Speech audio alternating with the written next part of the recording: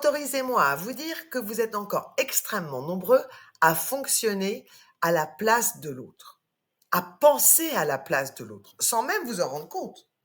Vous choisissez quand envoyer un message, selon ce que vous imaginez de son agenda. Vous vous demandez comment il ou elle va le prendre, avant même de réfléchir à ce que vous avez réellement envie de dire. Vous évitez de sortir, de poster une photo, de parler à certains amis, par peur que l'autre pense ou dise quelque chose. Et pourtant, vous n'êtes plus ensemble. Mais vos décisions, elles, sont dictées par l'idée de l'autre. Et ce réflexe est normal, mais il vous empêche d'avancer. Pendant la relation, on s'est construit autour de l'autre. On a appris à éviter les conflits, à s'ajuster, à faire attention, à anticiper les réactions, à combiner. Ce sont devenus des automatismes. Et ces automatismes ont laissé des traces presque neurologiques. Le cerveau a enregistré un mode de fonctionnement à deux. Il continue de tourner en arrière-plan comme un vieux logiciel, même quand l'autre est parti.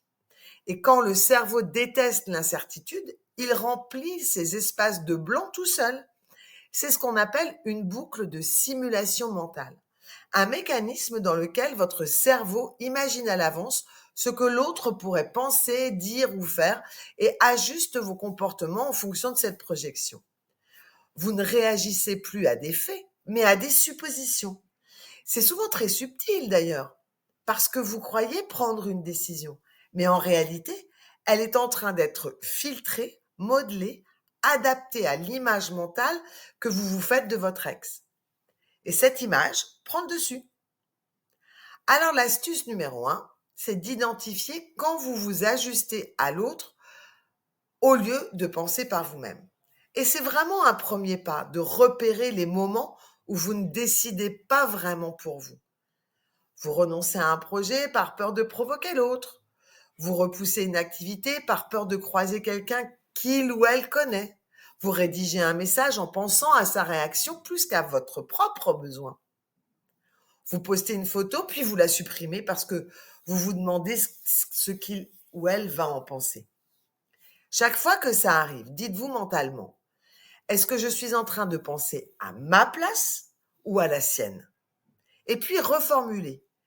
Qu'est-ce que je veux vraiment faire pour moi? Cette question est extrêmement simple et aussi très puissante. L'astuce numéro 2, c'est de supprimer les questions sans réponse. Après une séparation, l'un des pièges les plus fréquents, c'est de rester accroché à des interrogations sans fin. Pourquoi il a fait ça? Qu'est-ce qu'il cherche à me prouver? Est-ce qu'il m'a déjà remplacé? Pourquoi il ou elle m'ignore alors que il ou elle a dit qu'on resterait amis? Ces questions donnent l'illusion de maîtriser quelque chose, mais en réalité, elles vous éloignent de vous-même. Car ces questions tournent toujours autour d'une seule chose. L'autre, encore l'autre et toujours l'autre. Et pendant ce temps-là, vous ne vous demandez pas comment vous vous sentez, vous réellement, maintenant. Qu'est-ce que vous pourriez préserver pour vous? Qu'est-ce qui vous ferait du bien, même si l'autre ne l'approuve pas ou ne l'a jamais approuvé? Penser par soi-même, ce n'est pas se couper du monde. Ce n'est pas être égoïste. C'est arrêter de se définir uniquement dans le regard de l'autre. C'est poser ses propres repères. Et ce n'est possible que si vous acceptez que certaines réponses n'arriveront absolument jamais et que ce n'est pas grave.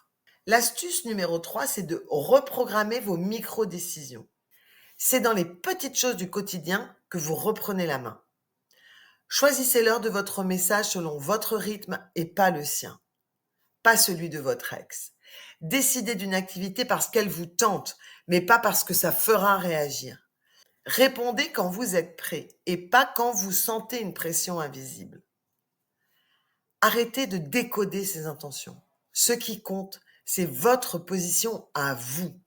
Ce sont des micro-décisions qui changent la dynamique et ce sont elles qui vont peu à peu désactiver ce vieux mode de réaction à l'autre, de ce que j'appelle la pensée par l'autre. Penser par soi-même après une séparation, c'est un vrai changement de paradigme. Et ça n'est pas facile. Parce qu'on cherche d'abord, c'est d'éviter un conflit, c'est vrai, ou d'éviter une critique, une réaction blessante. C'est de la peur, de l'anticipation. Mais cette peur et cette anticipation, elles vous empêchent aussi de respirer. Sortir de la tête de l'autre, c'est sortir de l'autosurveillance permanente. C'est réhabiter son espace mental. C'est se reconstruire une vie qui vous ressemble. C'est poser des repères clairs qui ne dépendent plus des humeurs de l'autre, de votre ex, de ses réactions, de son jugement. Alors, autorisez-moi à vous dire une dernière chose. Les plus grands basculements que j'ai accompagnés sont souvent partis de là, d'une phrase toute simple. Et si je faisais ce choix pour moi et pour moi seule?